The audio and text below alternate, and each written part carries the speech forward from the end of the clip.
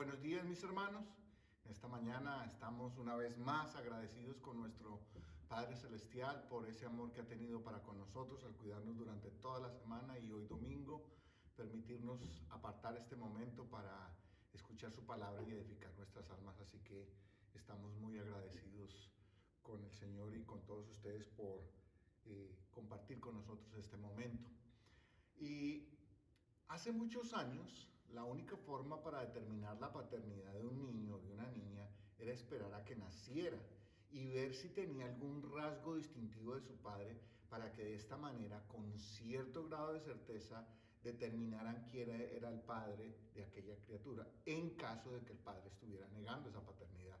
Así que, por aquellas cosas del destino, si el niño o la niña no tenía ningún rasgo físico semejante al supuesto padre, el hombre podría afirmar que él no era el padre. Por supuesto, este era un método bastante inexacto, pero todo eso cambió desde el momento en que se empezaron a utilizar las pruebas de paternidad basadas en el ADN, que son relativamente nuevas. Ahora es muy fácil determinar de quién es ese hijo o esa hija. Estas pruebas son, por lo general, casi 100% exactas, son 99 punto fracciones de exactitud que tienen. Así que aquel niño, aquella niña, aunque no posea rasgos distintivos de su progenitor, se puede comprobar más allá de cualquier duda que ese individuo sí es el padre. Así que hoy no es necesario simplemente confiar en la buena voluntad de un hombre para que acepte y que responda por aquella criatura. Debido a esto hoy hay menos niños que no pueden ser rechazados simplemente porque no tienen algunos rasgos físicos parecidos a los de sus padres, que era el argumento que usaban en ese entonces. Lo interesante de todo este argumento de la veracidad y responsabilidad paternal lo determina un código genético, no simplemente una apariencia externa. El código genético humano es, por así decirlo, la parte más íntima de cada ser humano. Por eso se tiene que hacer estos exámenes con equipos altamente especializados. Y es interesante notar que en el tiempo de Jesús no existían estos avances científicos. Sin embargo, Jesús establece un principio espiritual para determinar quién es el padre de cada ser humano que existe. O diciéndolo de la otra forma sería mejor de quién en verdad nosotros somos hijos. Y al igual que el código genético tiene que ver realmente con la parte más íntima de nuestro ser, es decir, el componente espiritual. En este caso particular, nuestro ADN espiritual determina quién es nuestro Padre, porque finalmente nos iremos pareciendo cada día más a Él. En nuestro caso, el carácter de nuestro Padre se irá manifestando cada vez más y más, pero no por lo que decimos, sino especialmente por lo que hacemos. En el texto que examinaremos hoy, que continuamos con la predicación del Evangelio de Juan, Jesús establece de manera clara cómo se puede determinar la paternidad espiritual de cualquier hombre sin la menor duda. No hay margen de error, no se puede uno equivocar si se hace este test de paternidad que Jesús propone. Porque al igual que las características del ADN humano, este ADN espiritual tiene rasgos particulares que determinan al Padre, así como lo hace el ADN biológico en un niño, el ADN espiritual también lo hace en nosotros. Nuestras características espirituales serán la evidencia irrevocable de quién en realidad es nuestro Padre, o quizás sería mejor decir que la forma como corresponde o la forma en que nosotros respondemos a la palabra de Dios demostrará de quién somos nosotros hijos. Jesús nos da en este pasaje, mejor dicho, Jesús no nos da en este pasaje muchas opciones y sencillamente establece que en el mundo hay solo dos tipos de hijos y por lo tanto solo dos padres. Y quiero que me preste mucha atención porque lo que voy a decir es totalmente extremo, por así decirlo, pero es lo que Jesús dijo, ¿sí? Que en el mundo hay los hijos de Dios y los hijos del diablo. No hay más. Eso fue lo que dijo Jesús y es lo que dicen las Escrituras. Y cada hijo se parece a su padre. No por lo que dice, vuelvo y repito, sino especialmente por lo que hace en su diario vivir. Y esa es la prueba de ADN espiritual que Jesús establece para todos los hombres. Estoy seguro de lo que acabo de decir le sonará a usted igual de chocante como le sonó a los judíos, que escucharon a Jesús decirles en su cara que ellos eran hijos del diablo. Pero eso es lo que dicen las Escrituras.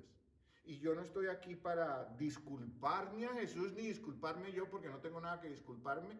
Yo estoy aquí para comunicar lo que la palabra de Dios establece. Porque no importa cuán chocante suene. Es verdad, en el mundo solo hay dos clases de hombres. Los que son hijos de Dios y los que son hijos del diablo. El asunto trascendental aquí es que realmente nosotros podamos saber de quiénes o de quién somos nosotros hijos. Ese es el punto. Así que lo quiero invitar para que abramos nuestras Biblias en el Evangelio de Juan en el capítulo 8 y vamos a continuar desde el verso 37 hasta el verso 47 y por decirlo de alguna forma metafórica, nos hagamos hoy una prueba de paternidad con el procedimiento que Jesús estableció. Y solo de esta manera podremos estar seguros de quién es nuestro Padre. Esta prueba es infalible y con toda claridad mostrará de quiénes somos hijos. Esta prueba consiste, al igual que la prueba que se hace en un laboratorio, tomar la muestra, examinarla y luego interpretar los resultados. Así que esta es la fórmula que yo les propongo en esta mañana. Lo primero es, lo que hacemos determina de quién somos hijos. Lo que hacemos. Lo segundo es cómo interpretamos esos datos. Básicamente, los hijos del diablo no hacen la voluntad del Padre. Y tercero, los hijos de Dios hacen la voluntad del Padre. Entonces esos dos puntos serían básicamente la interpretación de los resultados de esta prueba de ADN espiritual que figuradamente nos vamos a hacer en esta mañana. Así que vamos a ir al texto, capítulo 8 de Juan, el verso 37. Y quiero que me presten mucha atención. Los textos son un poquitico largos para poder hacer la exégesis, pero dice, sé que sois descendientes de Abraham, pero procuráis matarme, porque mi palabra no haya cabida en vosotros. Yo hablo lo que he visto acerca del Padre, y vosotros hacéis lo que habéis oído acerca de vuestro Padre. Aquí ya Jesús empieza a hacer una diferenciación. Respondieron y le dijeron, nuestro Padre es Abraham. Jesús les dijo, si fueseis hijos de Abraham, las obras de Abraham haríais. Pero ahora procuráis matarme a mí, hombre que os he hablado la verdad, la cual he oído de Dios. No hizo esto Abraham. Y mire la afirmación de Jesús en el verso 41. Vosotros hacéis las obras de vuestro Padre. Entonces le dijeron, nosotros no somos nacidos de fornicación, un Padre tenemos que es Dios. Entonces aquí está la palabra de Jesús contra la palabra de los judíos. ¿Qué es lo primero que vamos a hacer entonces siguiendo esta metáfora de una prueba de paternidad de ADN? Lo que hacemos determina de quiénes somos hijos.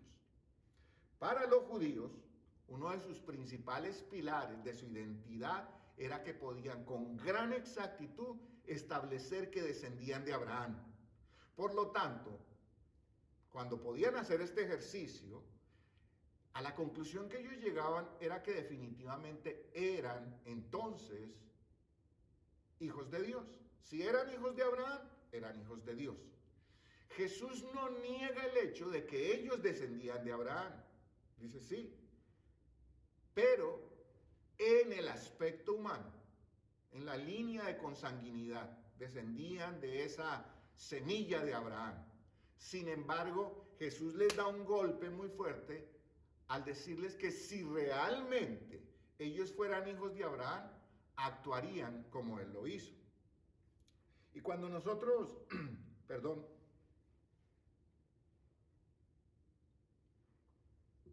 cuando nosotros leemos la historia de Abraham, nos podemos dar cuenta cuál fue el nivel de intimidad y comunión que a lo largo de su vida mantuvo él con Dios.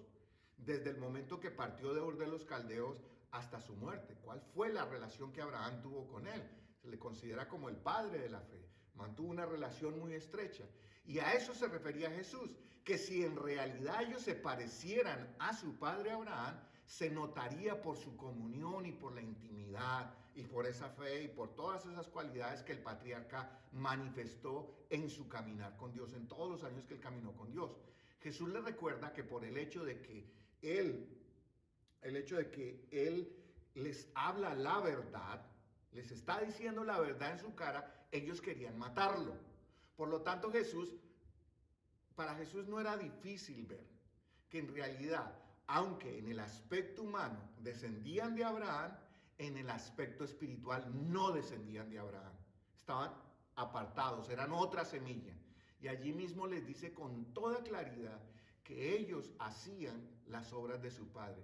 Y como ya veremos en los versos siguientes, esa es una clara referencia espiritual a que hacían los deseos de su padre Satanás.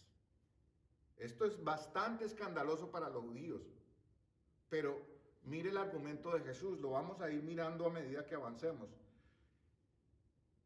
Como nos podemos dar cuenta fácilmente, este texto no basta con decir que somos descendientes en cuanto a la carne de cierta persona para decir quiénes somos espiritualmente. La prueba de paternidad que Jesús propone tiene que ver con nuestro comportamiento espiritual. ¿Quiénes somos realmente? Para saber si somos hijos de Dios, no basta decir con yo soy hijo de Dios, yo soy cristiano, yo soy creyente, yo soy evangélico, yo soy esto o soy lo otro. Ese era precisamente el argumento de los judíos. Nosotros somos hijos de Dios porque somos descendientes de Abraham. En lo espiritual no funciona de esa manera, mi hermano ni mi amigo. No funciona de esa manera. Para determinar quién es nuestro Padre, o más bien, como lo he venido reiterando, saber de quiénes somos hijos, es nuestra conducta la que da evidencia de nuestra paternidad. Por eso, para nosotros no basta decir con que nacimos en un hogar cristiano, que siempre toda la vida hemos pertenecido a una determinada organización religiosa, que nuestro padre fue pastor o que nuestra madre fue una diaconisa de la iglesia muy destacada, o que toda mi familia ha asistido a la misma iglesia por años y años y años. Esos hechos no son la evidencia irrefutable de que Dios es nuestro Padre. Déjenme ponerlo de esta manera, y creo que algunos de mis hermanos ya han oído esta ilustración, pero la quiero hacer rápidamente. El hecho de que usted acondicione un garaje, el garaje en su casa, y lo convierta en una alcoba, en una habitación, y usted empiece a dormir en esa habitación, que es un garaje, no lo convierte usted en carro, ¿o sí? El hecho de que alguien asista o se mantenga en una iglesia no lo convierte en cristiano. Eso es lo que quiero resaltar, y en esencia es lo que Jesús le está diciendo. El hecho de que ustedes digan que descienden de Abraham, eso no los hace hijos de Dios. El asistir a la iglesia, el ser hijo de un pastor, el participar en los servicios de la iglesia, son evidencias secundarias, elementos que apoyarían la evidencia fundamental o principal. ¿Cuál es esa? Que en verdad somos hijos de Dios, no por lo que decimos, sino por lo que hacemos. Es decir, estos hechos nos ayudan a demostrar que sí tenemos cierta filiación espiritual, y es en ese ambiente donde demostramos que somos hijos de Dios. Entonces, lo que Jesús propone para demostrar quién es nuestro Padre es sencillo. ¿Cuál es el argumento de Jesús? Nosotros sabemos si somos hijos de Dios o no por lo que hacemos, no lo que decimos que somos. Especialmente es lo que hacemos cuando estamos a solas. A eso se le conoce como integridad. ¿Qué es integridad? Lo que hago cuando estoy a solas, cuando estoy solo, cuando nadie me ve. Eso es lo que verdaderamente determina o es una de las evidencias más fuertes para saber si yo soy hijo de Dios o no. Nuestras acciones que salen del corazón son en realidad las que demuestran, sin temor a equivocación, que Dios sí es nuestro Padre o no lo es. Los motivos secretos del corazón lo demuestran con toda claridad, porque de ahí sale lo que yo soy verdaderamente. No podemos olvidar que desafortunadamente todos los hombres, en mayor o menor medida, somos hipócritas. Sí, así como me está oyendo mi hermano. Todos nosotros los seres humanos somos hipócritas. Nos ponemos la máscara más adecuada según el entorno donde nos encontremos. Podemos tratar de fingir mientras estamos en la iglesia o en compañía de otros creyentes, de ser admirables, muy rectos, muy espirituales. Y aunque en cierto grado podríamos llegar a engañar a otros, a Dios no lo podemos engañar. Por eso Jesús le dice a estos judíos que si ellos fueran hijos legítimos de Abraham, harían lo que él hizo. ¿Qué fue lo que Abraham hizo? Creyó, le creyó a Dios y le fue contado por justicia. Además, Abraham, ¿qué hizo? Obedeció a Dios. Obedeció la voluntad de Dios. Eso demuestra que Abraham sí fue hijo de Dios, pero que por el hecho de ser ellos descendientes de él, eso no los hacía de manera automática hijos de Dios. Esas acciones oscuras, como hemos venido hablando durante todo el Evangelio de Juan, todos estos sermones, esas acciones oscuras, ese plan para eliminar a Jesús, en realidad demostraba quiénes eran ellos y sobre todo quién era su padre. Entonces Jesús no estaba equivocado. Así que en realidad para nosotros no es diferente. No es lo que decimos, sino lo que planeamos en nuestro corazón. Y lo que hacemos y llevamos a la realidad, esa es la prueba de ADN espiritual que demuestra en realidad de quién somos hijos. Quiero repetir esto. No es lo que decimos o nuestra descendencia según la carne lo que determina nuestra condición y filiación espiritual. No. Son nuestros actos, las obras que se muestran, que salen a la luz. Esas son las que demuestran si en realidad somos hijos de Dios o no. Es nuestra reacción frente a la verdad de Dios, la verdadera evidencia contundente e infalible que revela finalmente quién es nuestro Padre. Al igual que en una prueba de paternidad, es solo cuando salen los resultados y un experto en ellos los interpreta, ¿cierto? Experto en el código genético de cada uno y los interpreta, entonces se puede finalmente dar una respuesta y salimos de la duda de quién es el padre de esa criatura. Espiritualmente hablando, nuestras acciones frente a la voluntad de Dios son los resultados definitivos de quiénes somos nosotros, porque esos son los que salen de adentro, no lo que decimos, sino lo que hacemos.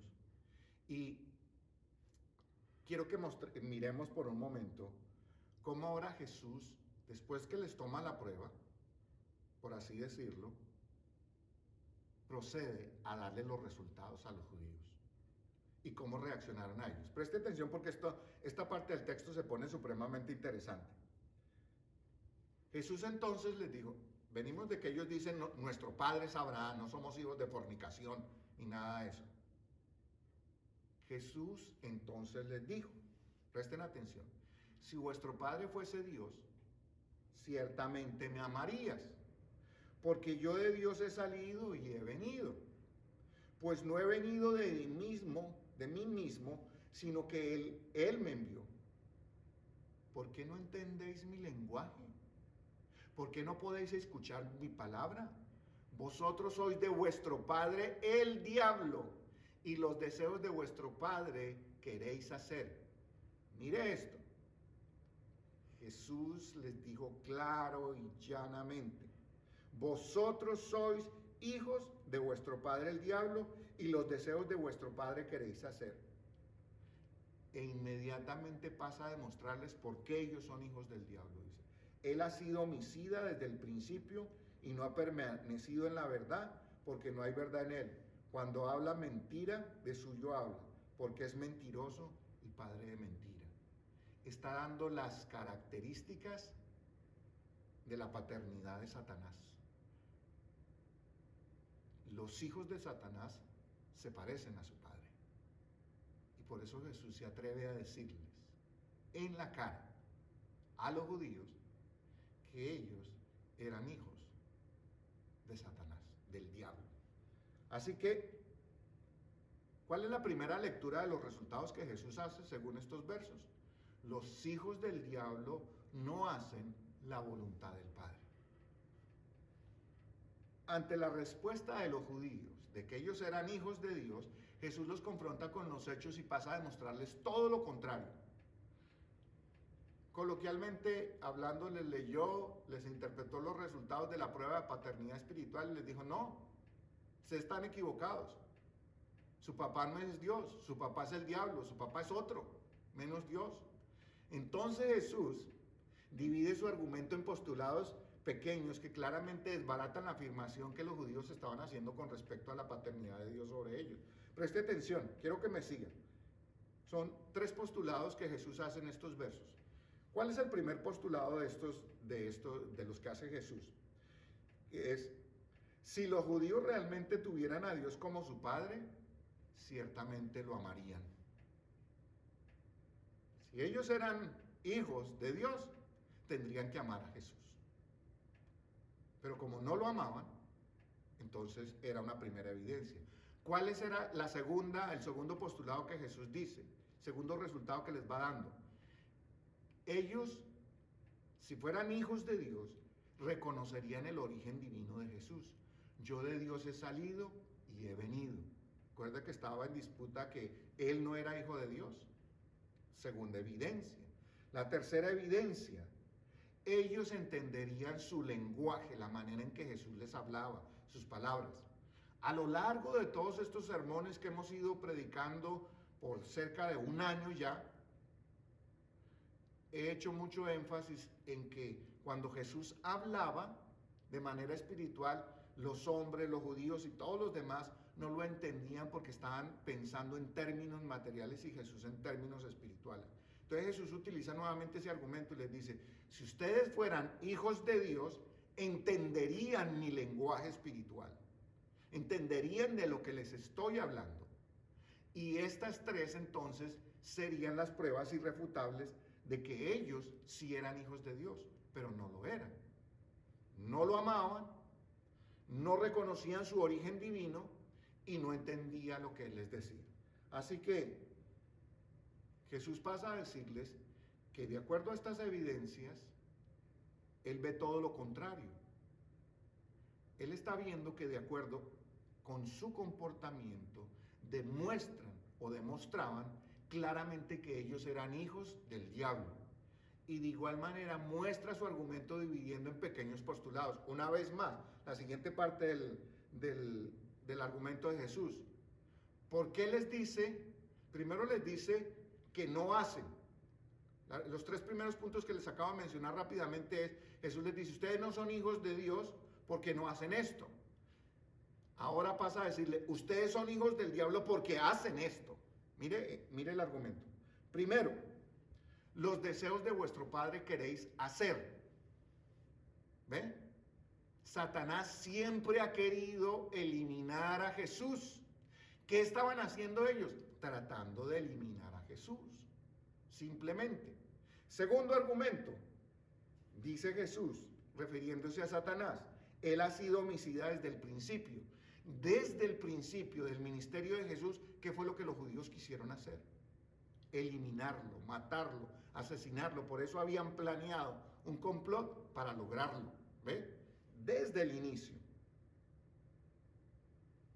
Tercero, dice Jesús, no han permanecido en la verdad.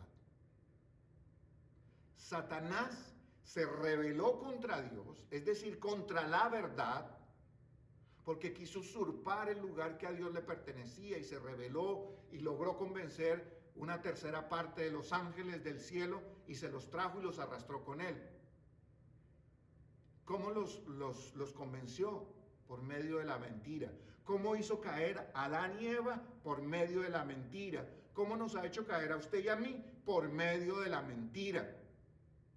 ¿Sí ve? En Satanás no se puede encontrar la más mínima pizca de verdad. Por eso Jesús lo señala de ser el padre de la mentira. Y a estos judíos les dice, ese es su padre, porque ustedes también son mentirosos. Están diciendo que su padre es Abraham cuando no lo es. Así que, con estos resultados en mano, es como si Jesús tuviera los resultados del laboratorio aquí en la mano. Jesús puede claramente determinar que aquellos judíos que buscaban cumplir con los deseos del diablo de asesinarlo y habían planeado cómo hacerlo, que además no creían que él era el enviado de Dios y no permanecían en la verdad, eran hijos legítimos ¿de quién? Del diablo. Esa prueba de paternidad no falló. Reveló la verdad, aunque a los judíos no les gustara. Pero lo sorprendente y a la misma vez perturbador es que esa prueba sigue siendo infalible para determinar hoy quién es el padre de cada ser humano. Esa misma prueba nos la aplicamos hoy y tiene que arrojar unos resultados. Y allí sabremos si somos hijos de Dios o no lo somos. Si nosotros utilizamos los parámetros que Jesús fijó para los judíos y los aplicamos a nosotros, sabremos en realidad de quiénes somos hijos. Y también se lo voy a partir rápidamente en pedacitos pequeños. Primero, los hijos del diablo no aman a Jesús. Y por amarlo no es decir simplemente decir, yo sí amo a Jesús. No, amar a Jesús es rechazar su palabra, es rechazar su autoridad, es no someterse incondicionalmente a su señorío. En otras palabras, no amar a Jesús es querer hacer lo que a cada uno le plazca. Esa es la primera evidencia de quién es el padre de ese individuo. Porque como dice el dicho, porque tal es el padre, tales son los hijos. La segunda parte, los hijos del diablo no reconocen el origen divino de Jesús. Es decir, no creen o pretenden no creer que Jesús es Dios. Niegan la divinidad de Jesús. Niegan que sea el Hijo de Dios encarnado y Dios entre nosotros, que su nombre lo revela. Emmanuel es Dios con nosotros. Tercero, no entienden sus palabras. Es decir, no pueden comprender la revelación de Dios porque sus mentes están cegadas y sus corazones llenos de las mentiras de Satanás. Así que las características paternales del ADN espiritual de Satanás pronto serán evidentes en los que son sus hijos. ¿Cómo se verá?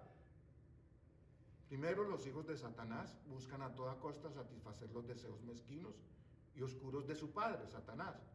Por eso su carácter es similar al de su padre. Son homicidas. Y esto no quiere decir solamente aquellos que literalmente le quitan la vida a otra persona. También se le puede quitar la vida a otra persona en el aspecto moral cuando se miente, cuando se calumnia, cuando se levantan chismes y habladurías que acaban con el carácter moral de cualquier persona. Eso es equivalente a un homicidio. Tercero, los hijos del diablo no permanecen en la verdad. Es más, se rebelan contra ella y la atacan, simplemente porque son mentirosos como su padre. Cualquier porción de las escrituras se oponen, la tergiversan, la sacan de contexto, la niegan. Esa es una evidencia más que ¿qué? Que son hijos del diablo. Esta evidencia que Jesús utiliza de manera infalible fácilmente demuestra que aquellos judíos que lo perseguían eran hijos entonces ¿de quién? Del diablo.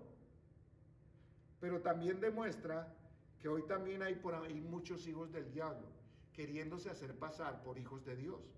Pero tal como dijo Jesús en Mateo, capítulo 7, los versos 16 y 17 dice, por sus frutos los conoceréis.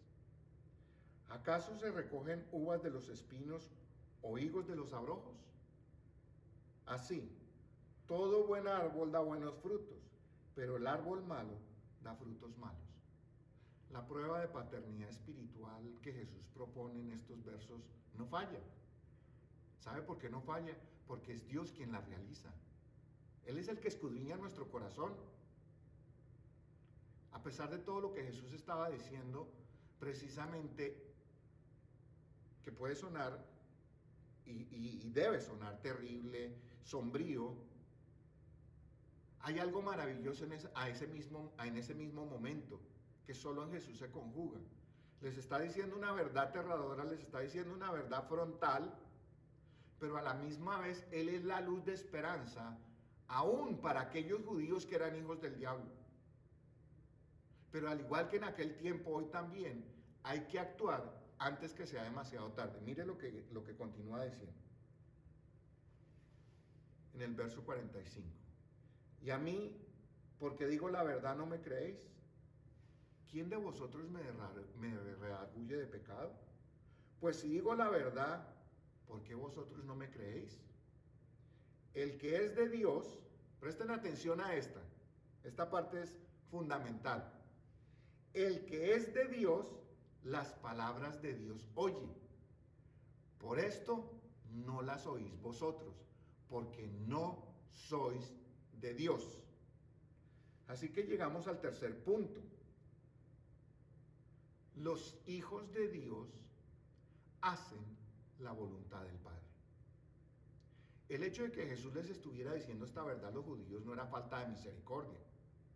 Porque alguien puede sentirse ofendido y decir, ¿cómo Jesús se atrevió a decirle a estos hombres que eran hijos del diablo?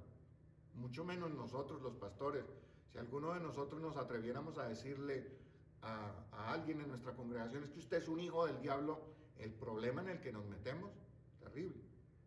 Pero no es falta de misericordia por parte de Jesús, todo el contrario. Todo el contrario. Tampoco era que no existiera la posibilidad de cambiar esta prueba de paternidad. Por el contrario, el hecho de que Jesús los confrontara con la verdad, como tal vez nadie lo había hecho, era una prueba irrefutable del amor de Dios por ellos. Cuando el Padre envió a Jesús al mundo, precisamente lo hizo porque toda la humanidad, debido a su pecado y rebeldía, incluidos nosotros, empiezo por mí, nos habíamos convertido en hijos del diablo. Jesús era la única oportunidad que aquellos hombres tenían para que pasaran de ser hijos del diablo a ser verdaderamente hijos de Dios, para nosotros también. Jesús es la única posibilidad, la única oportunidad que tenemos de cambiar ese código genético caído, arruinado espiritualmente por uno nuevo, para que podamos entonces ser nuevas criaturas. Es necesario que un cambio profundo y radical. Si seguimos con la ilustración que estamos usando,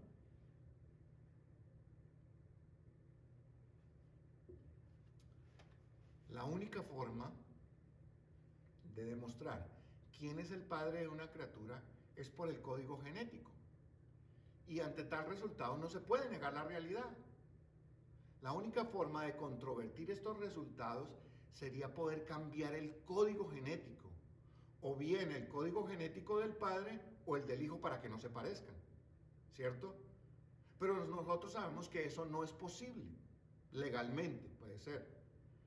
Pues en este caso estamos hablando, en el caso que estamos hablando aquí, habría que cambiar el código genético espiritual de los hombres. ¿Sí? Ese código caído, esa condición humana caída, solo Dios la puede hacer, solo Dios lo puede hacer, solo Dios puede cambiar esa condición. Jesús es el único que puede convertirnos en hijos de Dios legítimos.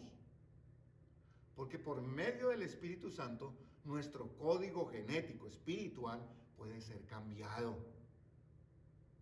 Podemos pasar de ser hijos del diablo a ser hijos de Dios. Y lo más maravilloso de todo esto es que Jesús está dispuesto a hacerlo. Y hacerlo ahora mismo, si tú quieres.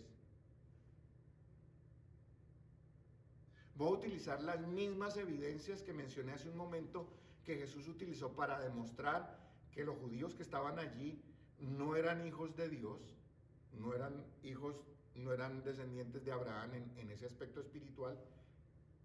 Los mismos argumentos, solo que ahora los vamos a poner de forma positiva. Al principio dije que no, dice Jesús, no me aman. En este caso los vamos a poner de manera positiva. Dice, la primera evidencia que un hijo de Dios manifiesta es que ahora ciertamente me amarás. ¿Ve? Arriba dice, no me aman. Para que nosotros podamos saber que sí somos hijos de Dios, amamos a Jesús. Ciertamente lo amamos por encima de todas las cosas, y por eso es que le hemos dado el primer lugar en nuestra vida. Amar a Jesús no es simplemente decir yo amo a Jesús o cargar un sticker en el bumper del carro que dice yo amo a Jesús. No, eso no es amar a Jesús. Amar a Jesús es hacer su voluntad, es someterse a su autoridad y es obedecerlo. Eso es amar a Jesús. Nada más, pero tampoco nada menos. Es rendirnos por completo a su señorío. Entonces ahí se puede decir, ciertamente amamos a Jesús. La segunda evidencia que Jesús utilizó al principio de forma negativa es que para los hijos de Dios la procedencia de Jesús está clara, porque reconoce esa declaración de Jesús: yo de Dios he salido y he venido. El origen divino de Jesús, para nosotros los que somos hijos de Dios, es una verdad absoluta, que no admite ninguna duda, ni tampoco está para discusión. ¿Ve? Es la segunda evidencia. Sabemos que Jesús viene de Dios y que es Dios mismo entre nosotros. La tercera evidencia, ¿cuál es? Es que ahora nosotros que somos hijos de Dios entendemos su lenguaje. ¿Ve? Jesús lo puso antes de manera negativa: ustedes no entienden mi lenguaje. Cuando somos hijos de Dios, entendemos correctamente las palabras de Dios. Y no solo las entendemos, sino que las obedecemos y las aplicamos diariamente a nuestras vidas. Por eso no necesitamos decirle a todo el mundo que somos cristianos, que somos hijos de Dios, sino que nuestras acciones hablan por nosotros. Como alguien dijera, una lámpara no habla, una lámpara ilumina. ¿Es la diferencia? No se necesita que la lámpara haga publicidad. Yo soy una lámpara. No, con solo encender la luz, todo el mundo sabe que es una lámpara. Lo mismo pasa con el cristiano. Ahora, al igual que Jesús dijera que había ciertas evidencias que demostraban por qué los judíos eran hijos del diablo, estas se pueden aplicar de forma positiva a los hijos de Dios. ¿Ve? Las primeras que se aplicaron negativas, las aplicamos positivas. Ahora mire esto. Los deseos de vuestro padre queréis hacer, le dijo a los judíos. Eso es lo que ustedes quieren hacer. El que es hijo de Dios, su mayor anhelo y la mayor meta de su vida, ¿cuál es? Hacer la voluntad de su Padre y cumplir todos los deseos de Dios. Obedecerlo. ¿Ve? Entonces se transfiere de forma positiva. Los verdaderos hijos de Dios aman la vida. Por eso en ningún momento ni bajo ninguna circunstancia desean o buscan la muerte o el mal para nadie. A diferencia de los hijos del diablo, querían matar a Jesús. Los hijos de Dios aman la vida y procuran la vida de los demás. Y no buscan el mal, ni físico ni espiritual, para nadie. Por eso los que son hijos de Dios cuidan sus acciones, cuidan su corazón, cuidan la lengua para no asesinar el carácter de nadie. ¿Ve? Amamos la vida. Tercero, Jesús le dice a los judíos que ellos son hijos del diablo porque no permanecen en la verdad. Los que somos hijos de Dios permanecemos en la verdad. Es decir, ya vimos anteriormente, permanecer en Jesús es creer en su palabra y vivir por ella. Cualquier hombre que manifiesta estas características claramente demuestra quién es su Padre. Jesús dijo en el corazón del Sermón del Monte, en lo que se conoce como la tesis central del Sermón del Monte. En Mateo capítulo 5, el verso 48, puso el estándar de la vida del cristiano, la meta, la máxima meta. Sed pues vosotros perfectos como vuestro Padre que está en los cielos es perfecto. La palabra perfecto allí tiene una implicación de madurez, no de perfección como lo entendemos usted y yo normalmente. Perfecto es sin error, no. Allí la palabra se traduce como madurez espiritual que va creciendo hasta el punto de cada día parecerse más en su carácter moral a Dios. La prueba de paternidad que Jesús estableció no falla. Cada hijo, mire esto, cada hijo revela en realidad quién es su padre. En el caso de Dios, sus hijos se conocen por lo que Jesús dijo en estos versos. El que es de Dios, las palabras de Dios oye. Y en este caso en particular, oír no es simplemente utilizar los oídos para recibir un mensaje o escuchar un sonido.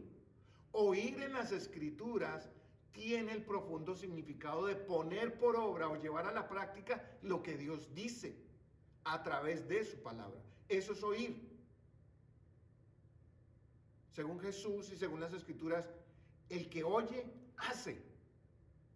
¿Ve? Así que tanto los hijos de Dios como los hijos del diablo se conocen. ¿Se conocen por qué? Por lo que hacen, no por lo que dicen.